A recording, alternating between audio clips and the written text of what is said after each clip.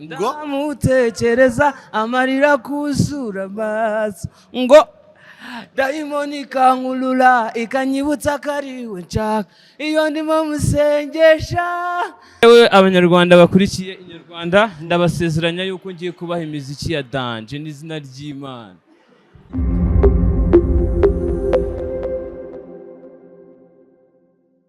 Bamwita yamano Umwaka mushya muhire. Nishimiye Abanyarwanda dusigaye dukunda imiziki yacu. Ndishimye cyane. Njyewe abanyarwanda bakurikiye Inyarwanda ndabasezeranya yuko ngiye kubaha imiziki ya danje n'izina ry'Imana.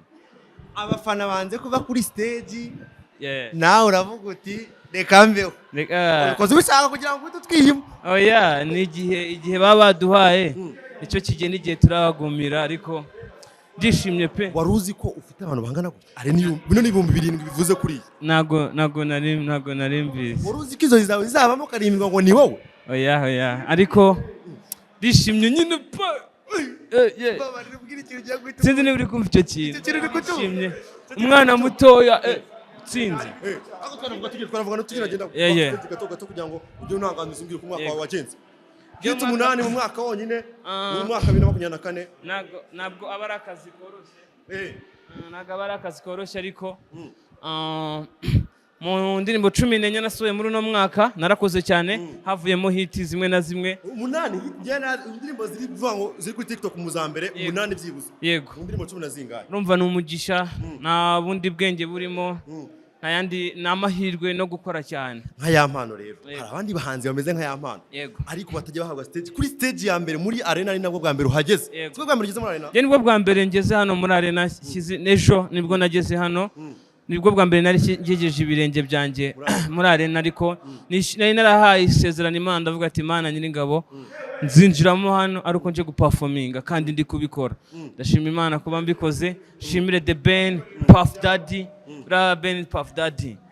Yes, ndiri mu kumva icyo kintu. Ngiye cyo kintu ndi kucyumva ko The Ben ari Puff Daddy. Puff Daddy ndi kumwumva. The Ben twaraganiriye ambwira ko akunda imiziki yanjye.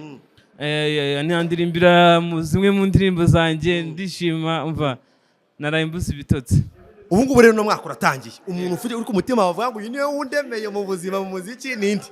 Muri no mwaka umuntu undemeye ni abanyarwanda muri rusange nkashyiramo The Ben nkashyiramo team yanjye nkanashyiramo buri muntu wese wasapotinze impano yanjye yaba ku mafaranga yaba ku nama yaba ki bose ndabashimira. Yego mbonye ko abanyarwanda byanga bikunda bagukunda kandi bagukumbuye. Ufashe uhe mwanzuro no mwaka twumvikana yego imiziki ugiye kuyiduha ariko ufashe uhe mwanzuro mu kwiyereka abafana. Mwanzuro wo gukora imiziki myinshi myiza cyane kugira ngo mbone nkomeze guhabwa amahirwe yo kuza gutaramira abantu bakunda imiziki yanjye.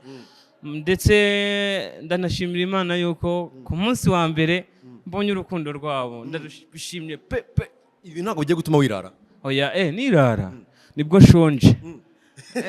Ntabwo urana yagare narije uherutse kubisaba n'ubundi uri kwa MI kuri MI n'ubundi ndabyumva uvuga ati The Ben ba rume stage mwereka ibintu twikorera.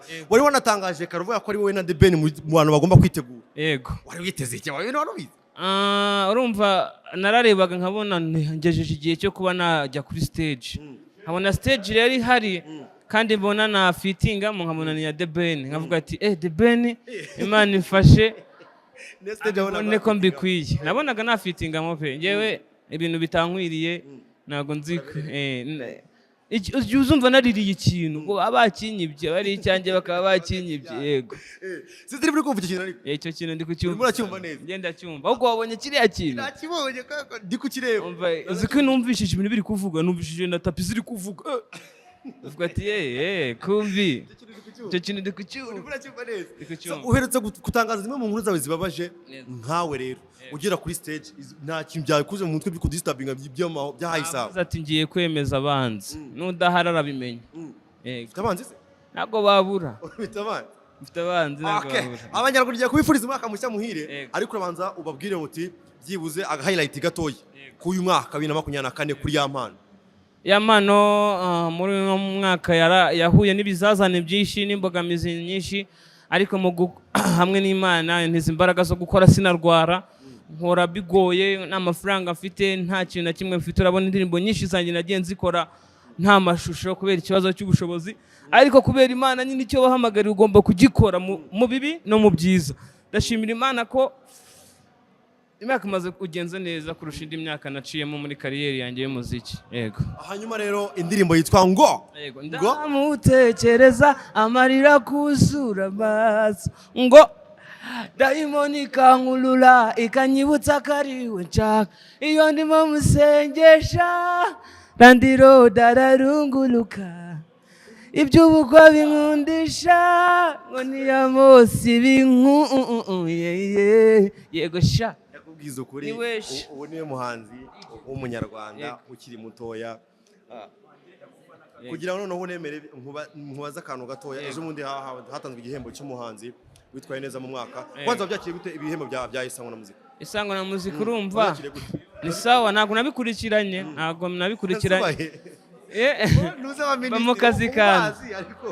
Ba mu kazi kanjye rero, kubera ko batari banshizemo ntabwo ari ibintu byanjye. Sinzi ni wagitwaye ngo ninde wagitwaye ninde, ariko aragikwiriye Zeo. Urasumvaga bari kunshyira mu muhanzi mushyashya, njye ntabwo nari umuhanzi mushyashya, namugiyemo mu mwaka washize, ahubwo babuze aburi aho banshyira. Yamana ndasoje, ndanagushimiye cyane kandi courage, respect. Urakoze cyane kandi shimira itangazamakuru nyarwanda muri rusange. Shimira abanyarwanda, uyu mwaka ngiye kuzuza imyaka, nubwo ninjiye mu mwaka wo kuzuzamo umwaka wa 25. Ndasabye Imana ngo nzayigeze afite ikintu cya danje. Sha birageze, ndashima Imana. Imana ihabwa icyubahiro. Yego, icyo kintu kandi ukibona none irarenze izi gukora igikwiye mu gihe gikwiye. Urakoze cyane.